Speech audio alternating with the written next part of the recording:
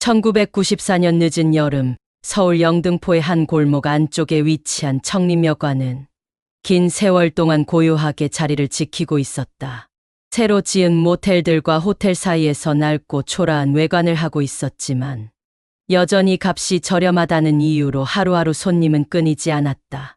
그날 오후 5시쯤 남루한 차림의 한 남자가 여관 문을 열고 들어섰다. 그는 키가 크지도 특별히 눈에 띄는 인상도 아니었다. 오히려 그런 무색함이 그의 존재를 더욱 흐릿하게 만들었다. 그는 카운터 너머에 앉아있던 주인 할머니에게 무뚝뚝한 말투로 방 하나를 달라 했다. 얼마나 묵으실 건데요? 하룻밤이요. 말을 마친 그는 주머니에서 현금을 꺼내 계산을 마쳤고 주인은 방 열쇠를 내밀며 203호를 가리켰다. 방에 들어선 그는 문을 닫고 커튼을 치고 가방에서 낡은 수첩을 꺼내 무언가를 적기 시작했다.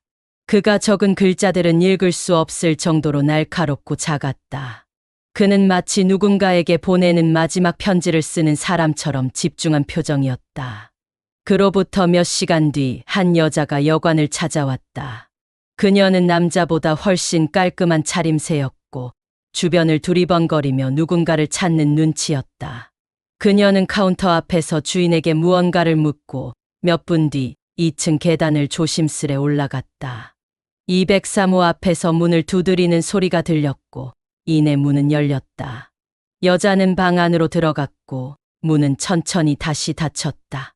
그날 밤 방 안에서는 어떤 소리도 들리지 않았다. 싸움도 대화도 발소리도. 다음 날 아침 203호는 조용했다. 남자는 체크아웃하지 않았다. 이 상아리만치 방은 깨끗했고 침대 위엔 아무 흔적도 없었다. 주인은 별다른 의심 없이 방 청소를 미루고 문을 닫았다. 하지만 이틀 뒤 청소를 하러 들어간 직원은 방 안에서 기묘한 냄새를 맡았다. 고기 썩는 듯한 짐승의 배설물과도 같은 불쾌한 악취였다. 침대 및 벽장, 욕실 안까지 둘러봤지만 눈에 띄는 것은 없었다. 며칠 뒤 냄새는 더욱 짙어졌고 여관 전체로 퍼졌다. 주인은 하수도 문제일 것이라 여기며 배관공을 불렀다. 그러나 하수도는 멀쩡했다. 그 즈음부터 주위 사람들 사이에서는 이상한 말들이 돌기 시작했다. 그 방 밤마다 이상한 소리 난대. 여자 울음소리 같다고 하던데. 벽을 긁는 소리 들렸다고 한 사람도 있어. 괴담은 순식간에 퍼졌고 여관 주인은 결국 그 방을 당분간 비워두기로 했다. 손님들도 그 방 옆방을 꺼리기 시작했고 여관의 평판은 눈에 띄게 나빠졌다. 한 달이 지났을 무렵 인근 경찰서에 실종 신고가 접수되었다. 신고자는 20대 여성의 오빠였고 마지막 목격 장소는 영등포역 근처였다. 여자 형사는 실종자의 행적을 추적하다가 그녀가 마지막으로 통화한 상대가 임성재라는 남자였다는 사실을 알아냈다. 임성재는 이미 전과가 여러 번 있는 남자로 과거에도 모텔에서 여성에게 폭력을 휘두른 혐의로 입건된 전력이 있었다. 경찰은 즉시 임성재의 주변을 수색했고 그의 마지막 숙박지가 청림여관이었다는 것을 알아냈다. 203호.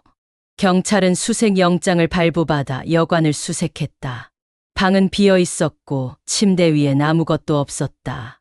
그러나 여 형사는 계속해서 냄새를 언급했고 침대 및 구조를 확인해 보기로 했다. 침대 프레임은 낡고 무거웠으며 한쪽 측면에 아주 미세하게 벌어진 판자 틈이 보였다. 그것은 마치 누군가가 억지로 만든 비밀 수납 공간 같았다.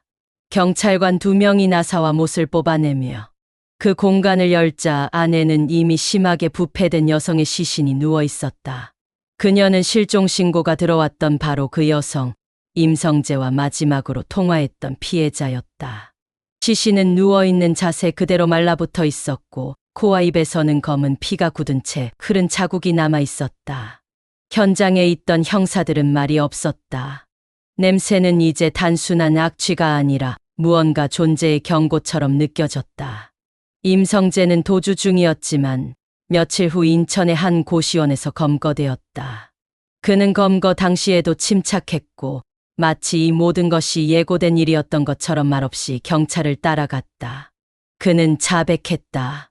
피해 여성 외에도 지방의 다른 여관에서 비슷한 수법으로 2차례 더 범행을 저질렀다고 했다. 목적은 단순한 폭력이나 강도도 아니었다. 그들이 내 안의 소리를 막으려고 했어요.